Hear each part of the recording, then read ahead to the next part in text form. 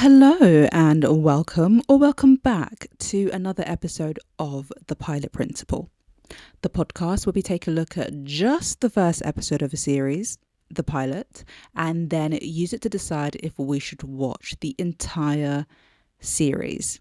Now, on this episode of The Pilot Principle, we are going to be chatting about episode 1 of Netflix's new thriller series, Missing You. Love, lies and family ties collide in this thriller about a woman left by her fiancé after her father's murder. Adapted from Harlan Coben's bestseller.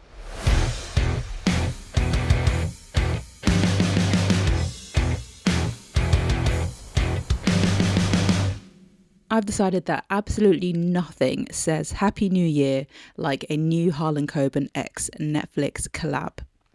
I don't know about you, but I have personally been yapping about watching this show for months now. So let's just get into things, starting, of course, with the credits. The pilot is titled Every Breath You Take, and the synopsis tells us Detective Kat Donovan is confronted with her past when she encounters the man she once loved and learns some news about one she loathes. We have an episode length of 46 minutes and a series length of 5 episodes, which is on the shorter side. The pilot was adapted and written by Victoria Asa Archer, who has written episodes of Death in Paradise and Stay Close, which is an earlier Harlan Coben adaptation. The pilot was directed by Naima Rashed. Rashed has cut his teeth on directing episodes of EastEnders and Doctors. However, he also directed episode of the last Harlan Coben adaptation, Fool Me Once. Moving on to cast, we first have Rosalind Eleazar as Kat Donovan, and Eleazar is new to the whole Coben law universe, whatever, but she has starred in Harlots and Slow Horses. Next we have Richard Armitage, who plays Ellis Stagger, and Armitage is a familiar name on the pod.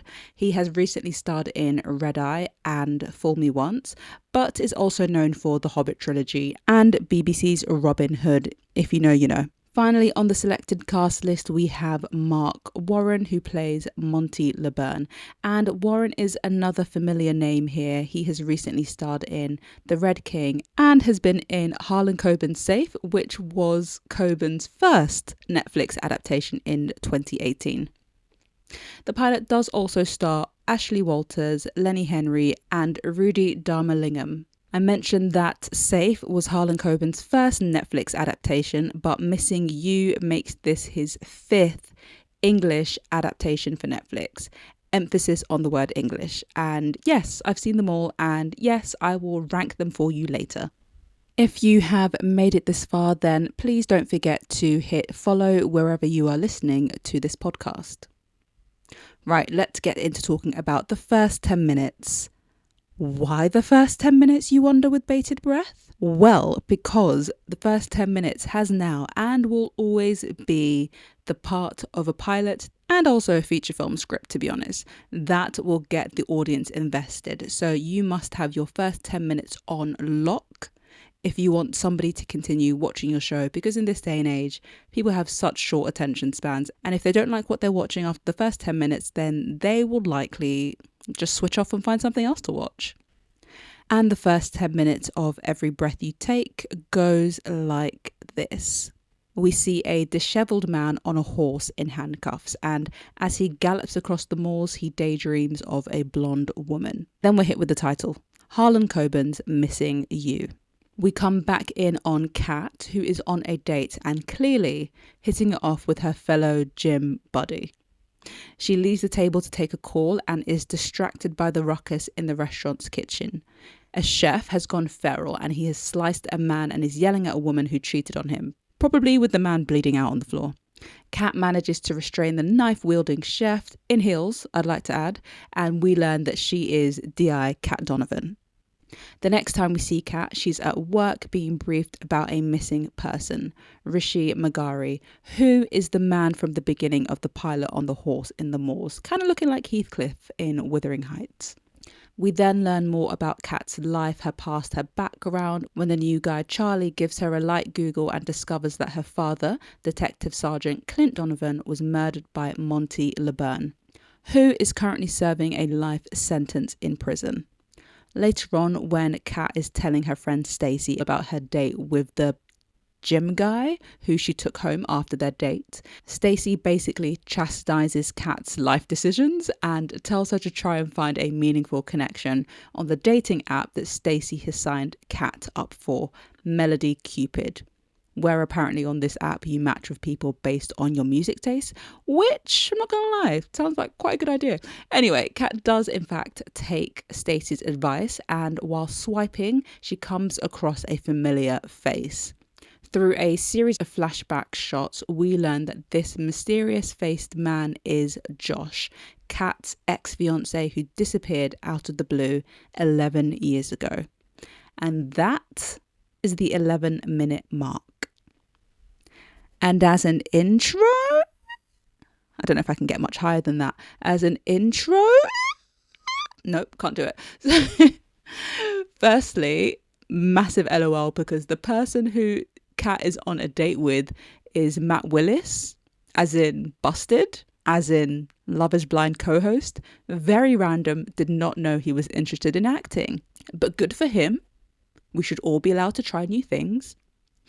Matt Willis aside, I loved Kat's intro in those first 10 minutes. So when she's on the date with Matt Willis's character, she is pretending to be an air hostess. But then later in the kitchen, while she is straddling the chef as water from the sprinklers, because she set off the fire alarm, rains down, she looks up and says, "I'm Detective Inspector Kat Donovan." And honestly, me too. I wanted to be Detective Badass Inspector Kat Mofo Donovan. Great introduction to her character. Overall, the intro was good, but it 100% could have been a bit tighter. There was a lot of location hopping for Kat, and I think the scenes could have been condensed just a little bit more so that we got to the interesting bit, Josh and their life together, a bit sooner.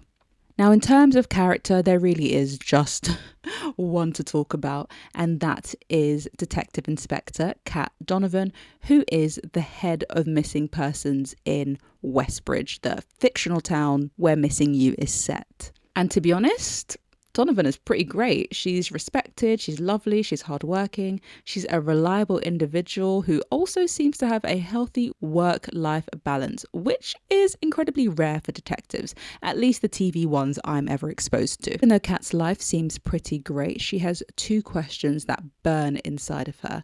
Number one, why was her father murdered? And number two, why did her ex disappear? And, to be honest, those are some pretty fair questions to have in your life. Unfortunately, it does seem that these questions from her past are kind of holding her back. So her friend Stacey, of course, commented that she needs to find meaningful relationships instead of sleeping with men she doesn't even like. And so whatever happened between Kat and Josh in the past is clearly influencing her present. Also in the pilot episode, we learned that the man who killed Kat's father, Monty LeBurn, is dying. However, even though he has gone to prison for murdering Kat's father, he's never said why he did it, and so Kat is desperate for that answer. Kat's quite interesting over the course of the pilot episode because, of course, in the first 10 minutes, everything in her life is kind of just ticking along. She might not be truly happy, but what she has is enough. Kind of same for most of us, I suppose.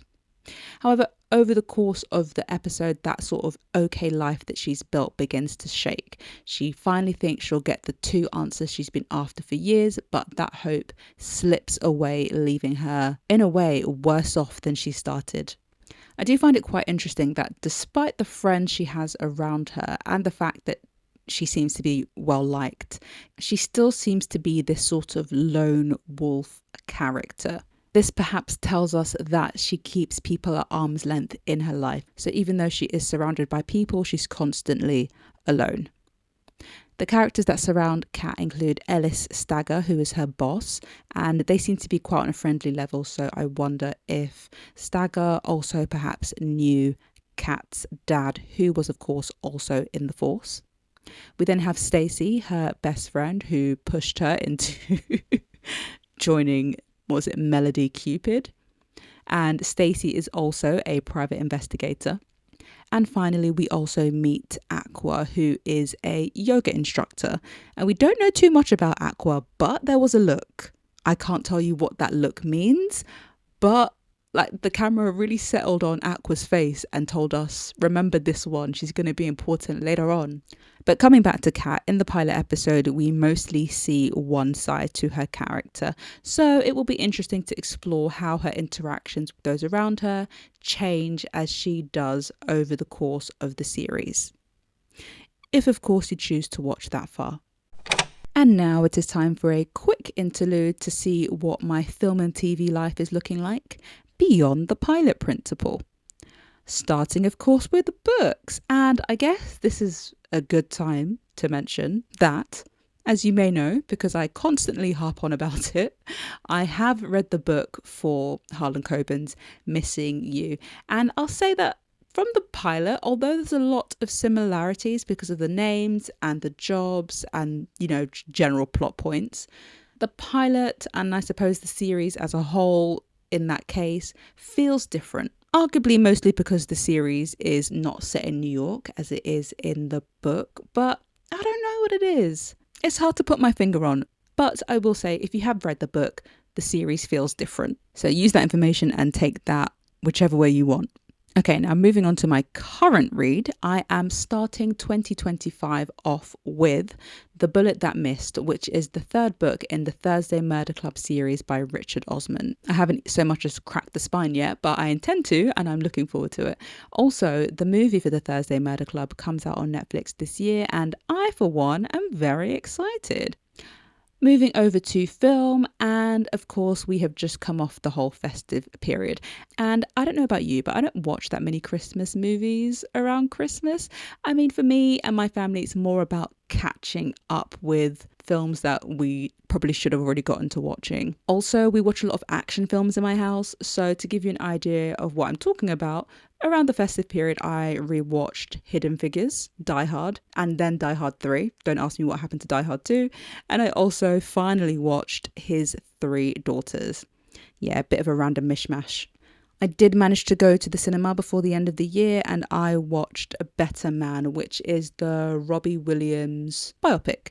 And do you know what? As far as vanity projects go, this was a solid contender. It was entertaining, it was nostalgic, it was affirming, and it was relatable. As well, you'll know what I mean. I'm not talking about the, sniff sniff and being an actual chimpanzee, but I think the internal pressures and the sort of not feeling like you're good enough and imposter syndrome comes across really well in the film. And I don't know about anybody else who's seen Better Man, but I have Let Me Entertain You just running through my head in the background on a loop. Oh, also what I did around the festive period, I did a 7-day free trial of Mubi and I watched some incredible stuff. So I will be doing a full review of my recommendations over on my film website. So that is justjensreviews.com if you are interested in hearing about the films I watched on Mubi. And finally, over in TV land, I know I shared a list of shows that I wanted to catch up on over the festive period. And unsurprisingly, I failed. However, I did manage to binge/finish the following. Only Murders in the Building Season 4, which was fantastic. I don't know how it keeps getting better, but it does. I also finished watching Dune Prophecy. The show is a bit slow, but you know what? I actually kind of liked it. I like the visuals. I like the world building. And I do hope it is renewed for a second series. I also binged watched What If, which I'm not going to lie, the first series was the best. And then the rest of them, it's all the background stuff that I find more interesting, like to do with the Watcher and the fourth wall stuff that is more interesting than the stories themselves. But this was the last series and now it's over. Oh, I did also binge Agatha All Along, which was all right. I mean, the Witch's Road song is an absolute bop. And finally, I watched both series of The Diplomat, which absolutely bloody fantastic. To be honest, I don't know why it took me so long to watch, but I'm glad I did. It's got political intrigue, it's got danger, it's got two hot men in suits. I mean, I genuinely am not sure what more I could ask for in life. And on that note, let's get back into talking about Missing You. Before we get into talking about the end of episode hook, let's round up the main story elements we are given in the pilot episode of Missing You. So firstly, the main storyline, the A plot, is what happened to Josh. So the reason that this is the main storyline is because we are introduced to Josh and the idea of the mystery surrounding him at the end of the 10-minute mark. And with Josh, we are wondering what made him disappear 11 years ago, because he not even just disappeared, he completely ghosted her. It's personal, bro. No, Kat came back one day, his clothes gone. She tried to ring him, number disconnected. What? And she has had not a single answer as to why this man dipped 11 years ago. Because it's not only why did he leave, it's why did he come back? And that's what makes it the principal storyline. With almost equal weighting is the B plot, and I would say that is why did Monty LeBurn murder Kat's father, Clint Donovan? It's a question that has been haunting Kat for 11 years, and considering the man is right there, but has refused to give her an answer, and now the time is running out on her getting an answer because LeBurn is dying. And finally, the C plot is focused on Rishi, who is the missing person that has landed on Kat's desk. So who is he? Who has taken him? Why has he been taken? In terms of the end of episode hook, when Kat is visiting Monty LeBurn, the dying man in prison she thought was responsible for the murder of her dad, she learns that he was paid to take the fall, meaning that the person who actually murdered her father is still out there. Kat also learns that when LeBurn went to prison, Josh, her ex who ghosted her 11 years ago, visited LeBurn in prison the day before he disappeared from Kat's life. And when I tell you that my jaw dropped at this piece of information, I mean that it's still on the floor. We also learn at the end of the episode that Rishi, who had escaped at the start of the pilot, is now locked up once more. And finally, Kat, who has been waiting for a response from her ex, Josh, who she matched with on Melody Cupid, gets a response, but it's not the response she's hoping for. Josh tells her that it's not a good idea for them to talk and then deletes their chat history. I think one of the most standout aspects of the pilot episode is DI Kat Donovan. I think she really makes the pilot. We get a really good look at her day-to-day life, and we understand the events that will basically turn that life upside down. Also, she's really likable, which makes it easier for her to root for. I don't know what I need to root for yet, but I'm already on side, girl. Don't even worry about it. In terms of the pilot pitfalls, I would say it's the C plot, the disappearance of Rishi. Like, I'm sure it will pan out and link to something in future episodes, but for the pilot, it just felt a bit random. We would switch from whatever Kat was dealing with in her life to Rishi hobbling through fields, and so far we just don't care about this man. We feel bad for whatever is going on in his life, and I feel like if we got to know him a little bit more, even through Kat and her investigation, then that would have helped things. Okie dokie, it's decision time. Based on everything I've said, if you prefer an easy to follow thriller that's more like a messy drama than an intense crime, something that you can binge in one sitting, then I think Missing You might be for you. On the flippity flip side, if you want more grit in your police drama, more high stakes, complicated weaving plots that go beyond shock value, then you'll be happy missing out on Missing You. In terms of a pilot score, I will be giving Every Breath You Take a 3 out of 5. I think Kat Donovan is a really good lead with a chunky backstory that we can really get our teeth sunk into in the pilot episode. The pilot also sets up multiple plot threads to keep us interested. However, as a thriller, it lacks that thrill, that creepy anticipation, hairs prickling at the back of your neck, not quite sure who to trust feeling. Before I close things out, I promised you a ranking. Now, I can't include Missing You, but if I were to rank the Harlan Coben Netflix adaptations from my least to my most favourite, then I would say in 4th place is Fool Me Once, which came out last year with Michelle Keegan. In third place is Safe, which came out in 2018 with the guy who plays Dexter and Mark Warren. In third place is The Stranger, which has Anthony Head and, of course, Richard Armitage. In fact, Richard Armitage is in all of them except for Safe. And in first place, I would say, is Stay Close, which is the one that features Cush Jumbo. I'll update you on the list once I finish Missing You, but let me know how you would rank the Netflix Harlan Coben adaptations. All that's left to say is thanks for joining me this week. Follow if you're not already following, and make sure to let me know your thoughts over on Instagram and Twitter at Pilot Principle. And I will catch you on the next episode. Aww.